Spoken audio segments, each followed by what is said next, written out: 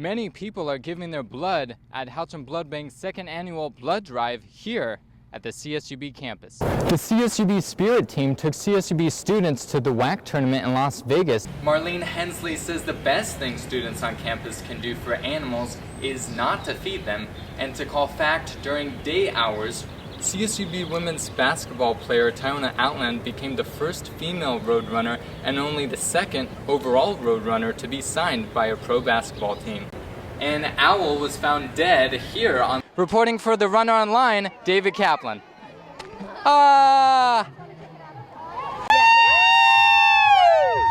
The Color Me Rad 5K run in Bakersfield. It is very rare for dead owls to be found on the CSUB campus. Here on the main campus, occasionally kit foxes.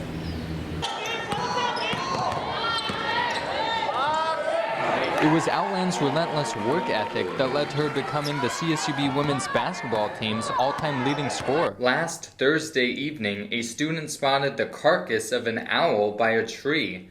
After the campus police, Marlene Hensley of Fact. Especially in college, some like to make giving blood a group experience. I went out with my fraternity brothers, and we all went through it together. Mike, could you particularly talk about your three objectives you've talked about of the food bank, community engagement, and larger themed events at CSUB, and how you plan on incorporating that? Not too much training because she's pregnant. Oh, wow. How far along are you? I'm 4 months. So did you run it all? Yeah. Wow. I was running. I read that your favorite movie is Big Hero 6 and that you love the robots' tone.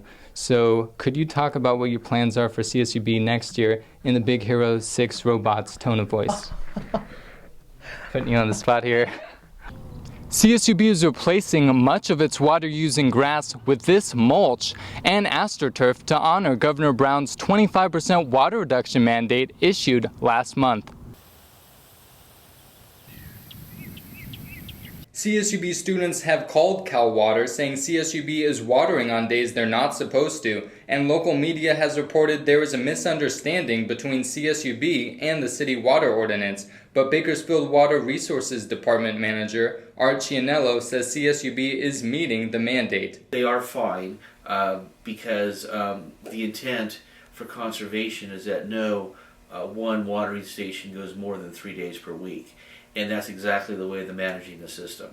CSUB Assistant Vice President of Facilities Pat Jacobs says that he and Cianello agreed on water logistics that worked for both the 400-acre university and the city. We came to an agreement that as long as we achieved our 25% reduction, we would not be held to the odd even days. Jacobs says the CSU gave CSUB a grant to do a demonstration project on grass in front of Science 1, directly south of Science 3, and the sloped areas around the library. We've been looking at replacing the grass with a combination of mulch and low water use plants, primarily on drip systems.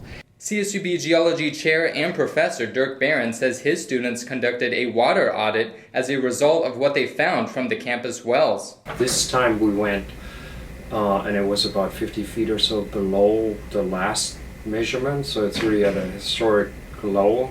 Pat Jacobs says anyone who sees broken sprinklers or broken water pipes at the CSUB campus can report the problem to facilities management at CSUB or post the problem at www.water@csub.com. Reporting for the Runner Online, David Kaplan.